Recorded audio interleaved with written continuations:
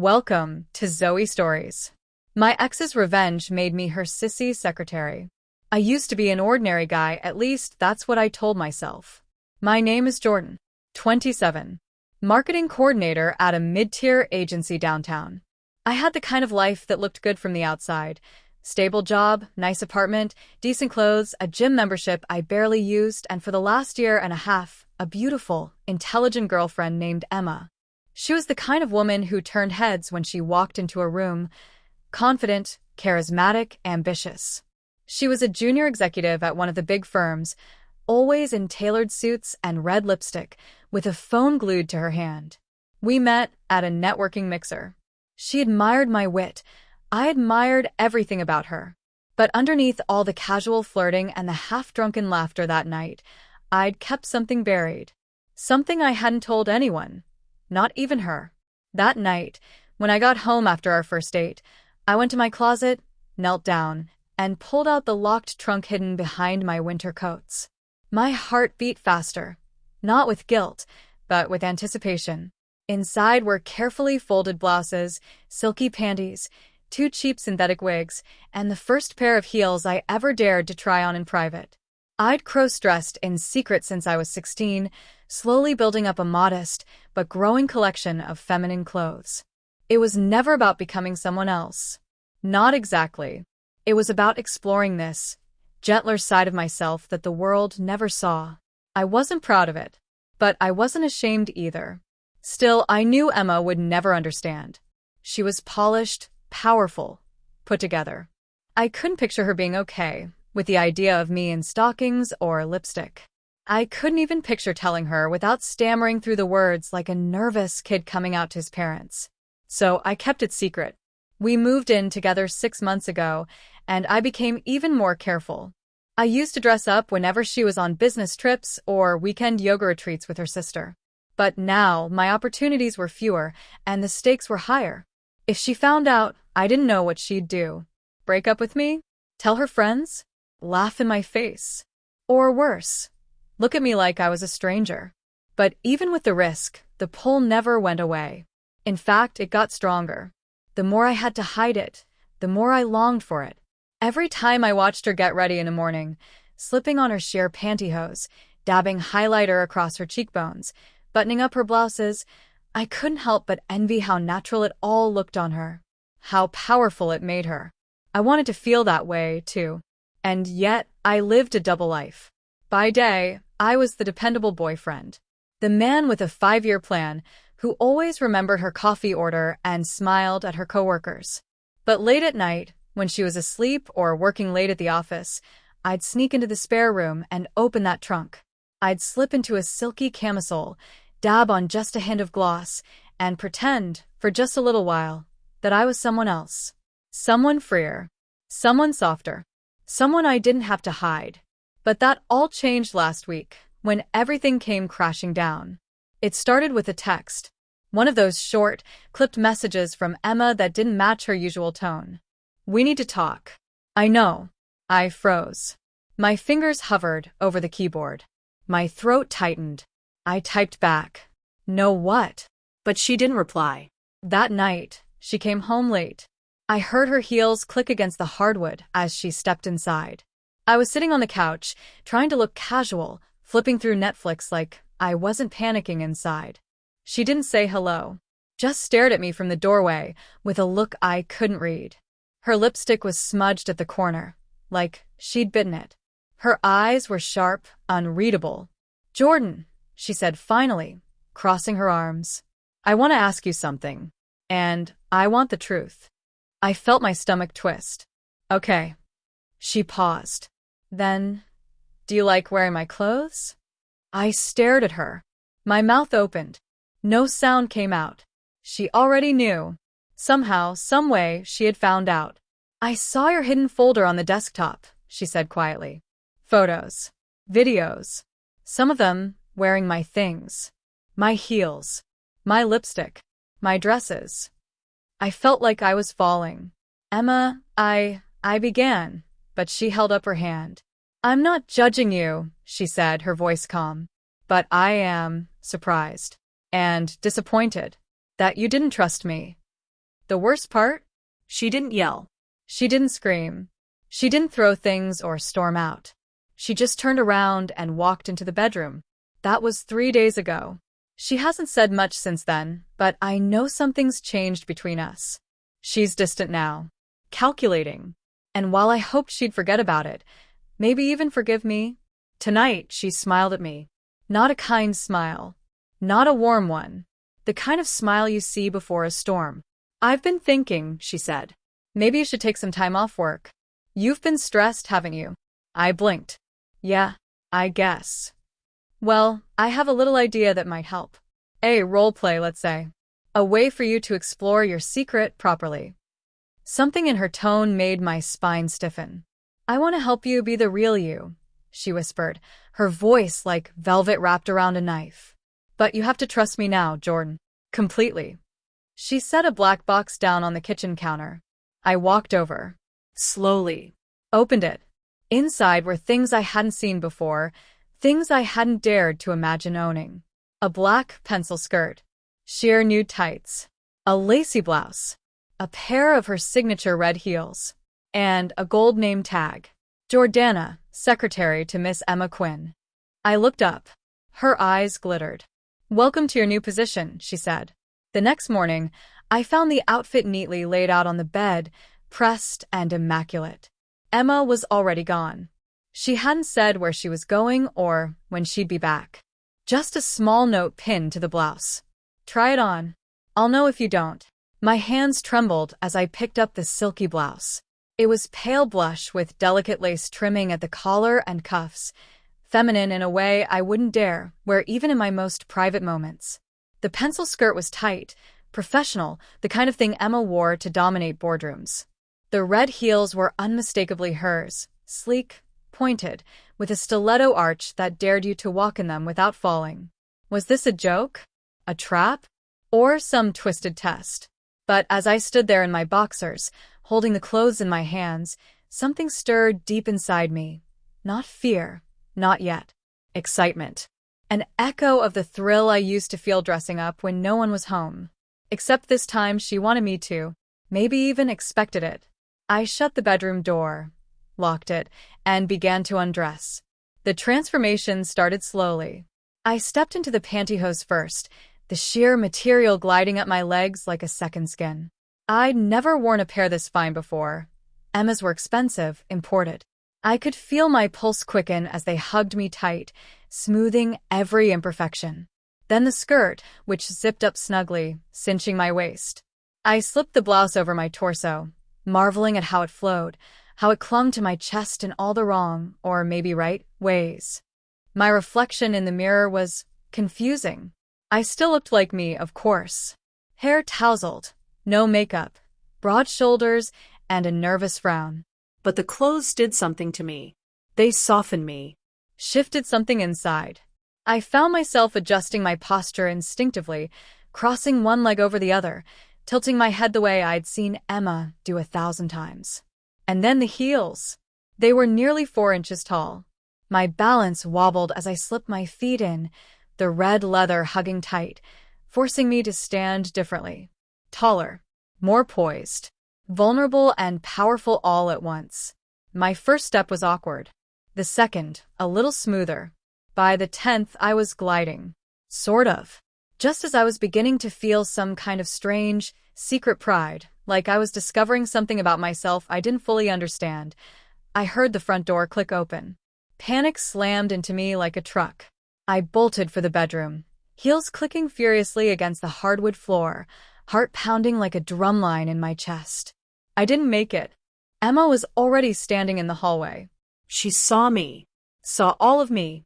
Her eyes trailed down slowly, from the curls of the blouse to the curve of the skirt, to the trembling heels on my feet. I opened my mouth, trying to explain, but she held up her phone and took a picture. Click. Good girl, she said, smiling. From that day forward, she became someone else entirely, and so did I. Emma didn't mock me. She didn't yell. She didn't threaten to tell anyone. Instead, she leaned into it, guiding me, shaping me, molding me into her fantasy. But it wasn't a fantasy for my benefit. It was for hers. "You've always been more obedient when you're pretty," she said one morning as she handed me a bottle of foundation. "And now that we've embraced the truth, I think it's time you start working for me, like a proper secretary." "At home?" I asked hesitantly. "You mean like a joke?" Her eyes narrowed. "I mean every day. I've cleared out the study. It's your office now, Jordana." She used that name casually now. Not Jordan. Jordana. Like it had always belonged to me, and she was simply reminding me. Every morning, she'd leave a new outfit for me. Stockings. A fitted blouse. A tight skirt that made it impossible to sit without crossing my legs properly. A pair of heels just slightly more uncomfortable than the last. Sometimes she included accessories, clip-on earrings, soft pink lipstick, even a lightly padded bra.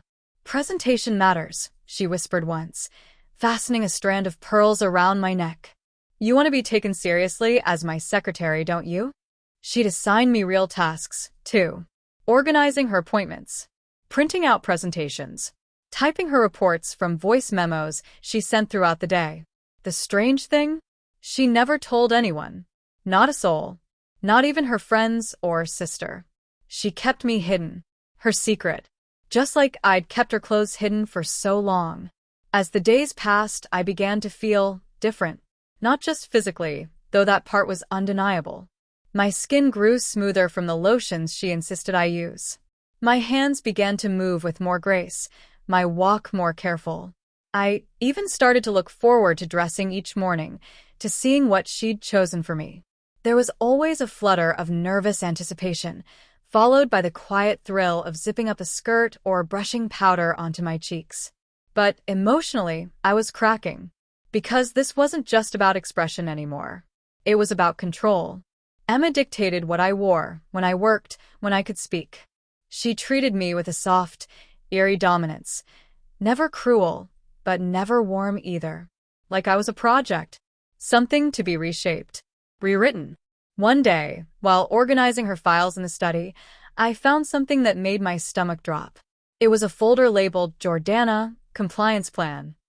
Inside were handwritten notes, lists, bullet points, voice training next month, a waxing appointment booked, hormone suggestion, casual conversation, remote job application for her. Final phase. Introduced to friends? I stared at the page, numb. This wasn't just a game. This was revenge. I didn't know how she'd found out. Maybe she'd suspected for months. Maybe she'd hired someone to dig. But she was punishing me now. Not by yelling. Not by leaving. By turning me into something else. Slowly. Subtly. Thoroughly. My internal struggle grew louder with each passing day. Part of me, deep, buried, enjoyed the attention. The femininity. The way my reflection looked more like a stranger I didn't hate. But another part was screaming. What if someone found out? What if I was outed? My coworkers. My family. My friends. Would they think I was broken? Sick? Perverted? Was I? I wanted to stop. But I also didn't want to give it up. Emma's voice lingered in my head. Don't pretend you hate this. I know you better than that. And she was right. When I sat at her desk wearing a silky blouse and a pencil skirt, legs crossed, nails painted nude, hair pinned back in soft curls, I felt seen. But not by the world. By her. By the woman I'd once loved. Now the woman who owned me. Then came the first real test. Emma walked in one evening holding a slim gray box. I signed you up for a real-time Zoom call tomorrow, she said. You'll be taking notes. It's with one of my clients. He thinks you're my new remote assistant. My eyes widened. Emma, I can't. You will, she said sharply. You'll wear this. She handed me the box. Inside was a pale lilac blouse, ruffled at the collar, a matching pencil skirt, pearl earrings, a shoulder-length brunette wig, and a nameplate to clip onto my blouse. Jordana, executive assistant. I trained you for this, she whispered. Don't disappoint me. And with that, she left. I sat there, shaking. The stakes were no longer fantasy. This was real. The next morning felt different. The apartment was too quiet. Emma hadn't left her usual note. No outfit on the bed. No command. No smile. Just silence. I thought about backing out of the Zoom call, claiming I was sick, unavailable, something, anything. But I knew better. She was testing me, or worse, watching me. I opened the box again and stared at the outfit inside. Lavender blouse, matching skirt, sheer stockings, and the wig. Every piece felt like a symbol of how far I'd already fallen, or risen depending on the lens. My fingers shook as I dressed, each step wrapping me deeper into Jordana's skin. This wasn't just about makeup or clothing anymore. This was about identity. Emma had chipped away at my resistance like a sculptor, molding me with small, quiet cruelty. I pinned on the nameplate. Jordana, executive assistant. I looked at myself in the mirror. She would be proud. Or satisfied. I couldn't tell the difference anymore. The Zoom meeting started at 9 a.m. sharp. Emma had already left, texting me one line before she walked out the door. Be flawless. I'm recording. I nearly vomited. The laptop lit up. My camera was on. I adjusted the angle so that only my shoulders and head were visible, like any professional assistant might appear. I made sure the wig was in place, makeup clean, blouse smooth. Then the client appeared on screen. He was older, handsome, American accent, clearly from corporate. Good morning, he said, glancing at his notes. You must be Jordana, Emma's new assistant. Yes, I said, pitching my voice just slightly higher. It's a pleasure to meet you. He didn't blink, didn't question. He just started the meeting. And I took notes, just like Emma trained me, nodding occasionally, smiling professionally, typing quickly. 40 minutes later, it was over. I clicked end meeting and nearly collapsed in the chair. I had done it. I had passed. And for one terrifying moment, I felt proud. But that moment didn't last. That afternoon, Emma came home early. She stood in the doorway, sunglasses still on, holding her phone up. Smile, she said. Click. I turned away, heart pounding. I did what you asked. The meeting went fine. I know, she said. I watched the whole thing.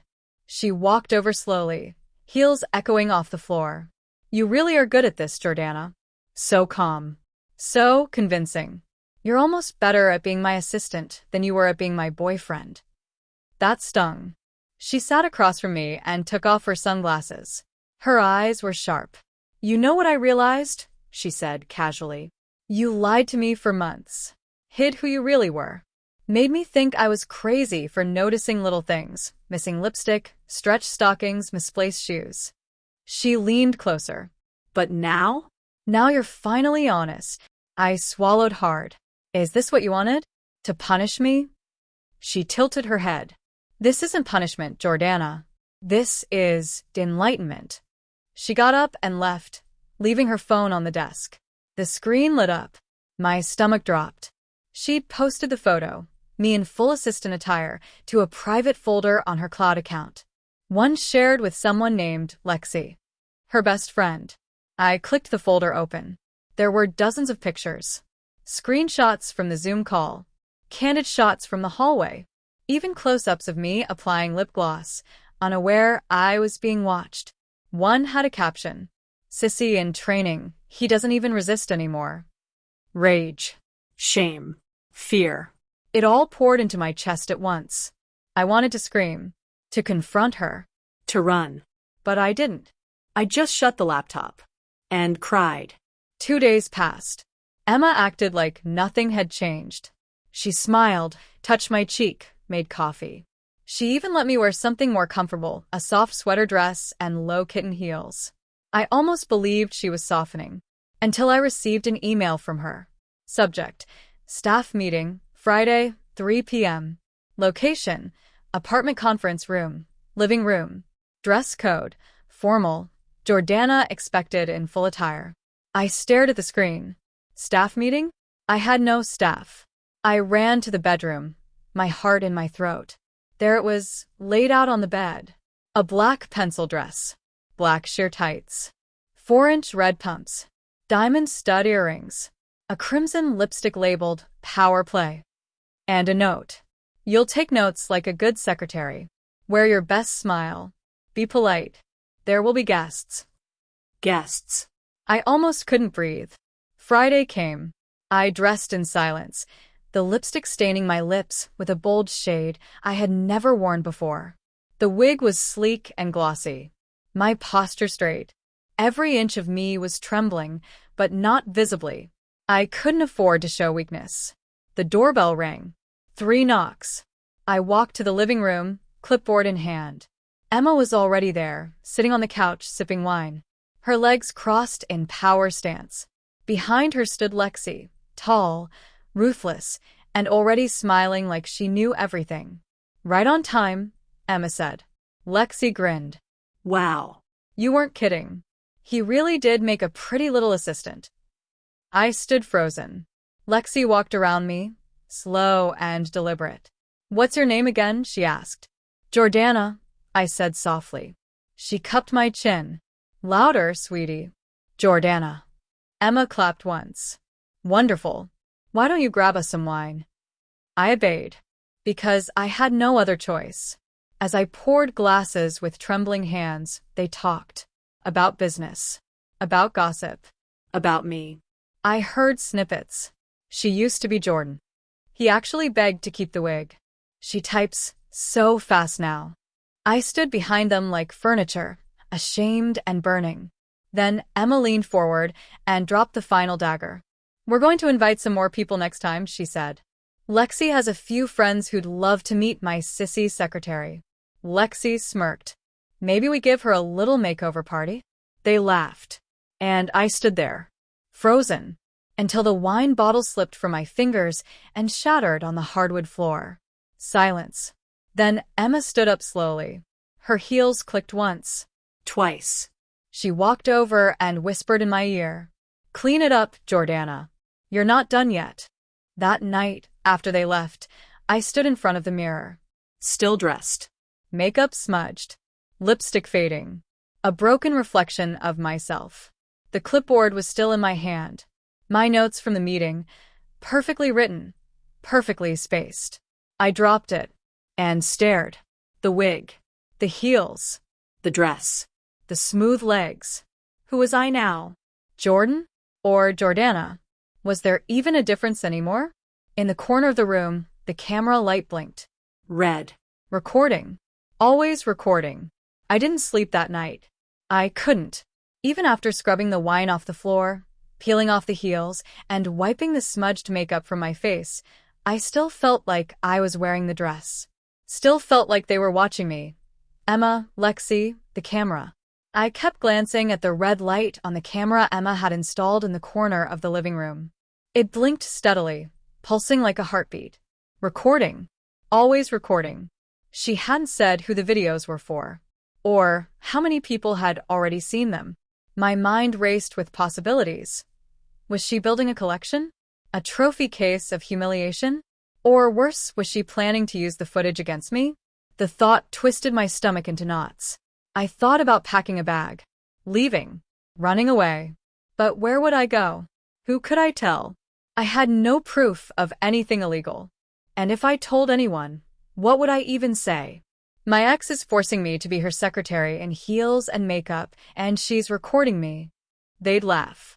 Or worse, pity me. And maybe I didn't deserve pity. I had lied to Emma. I had kept secrets. I had broken her trust. Maybe this was justice, in her twisted way. Still, I couldn't take much more. I needed answers. The next morning, I waited for her to leave. I skipped the outfit she laid out. Instead, I wore jeans and a hoodie, Jordan's armor. As soon as I was sure she was gone, I rushed to the living room and opened her laptop. Password, Queenum. I'd figured it out weeks ago. I navigated to the cloud folder labeled Jordana Files. Subfolders everywhere. Dozens. One caught my eye. Scheduled release. Inside, a file named Jordana_secretary_reveal_final. MP4. My blood ran cold. I opened it. And there I was, sitting in the chair, smiling in lavender, taking notes in heels and lipstick. The video had been edited, polished, even subtitled. The final shot zoomed in slowly as Emma whispered off camera. Say it.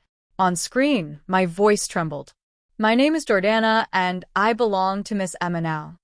The video ended with soft music and a black screen. I stared at the timestamp. Scheduled upload. Tonight at 8 p.m. To YouTube. On a public channel. My breath caught. She was going to out me. To the world. My family. My coworkers. My friends. Everyone. No warning. No mercy. This wasn't a game anymore. This was total destruction. I stood there, shaking, until I heard the knock. One knock. Then two more. Firm. Purposeful. I froze. I wasn't expecting anyone. I crept to the peephole. And my heart stopped. It was my manager from work, Mr. Callahan. Behind him stood my team lead, Rachel. And behind her, Emma. Smiling. Holding a folder. No. No. I stepped back, stumbling. They knocked again. Louder. Then I heard her voice from the hallway. Jordan, sweetie, we need to talk. Why don't you come out here dressed properly? My knees gave out. She'd invited them. She'd planned this. Was this the staff meeting she was hinting at before? Were they here to fire me? Mock me? Offer some twisted promotion? I backed away from the door, breath shallow, heart racing. The laptop still sat on the table, blinking. I looked down at my clothes, plain hoodie, jeans. Masculine. But the closet in the hallway still held my uniform. The one she expected me to wear. The one she'd trained me for. Another knock. This time, the door handle jiggled. She had a key. They could come in any second. I stood frozen, caught between two lives. One step toward the closet, and I'd be Jordana again.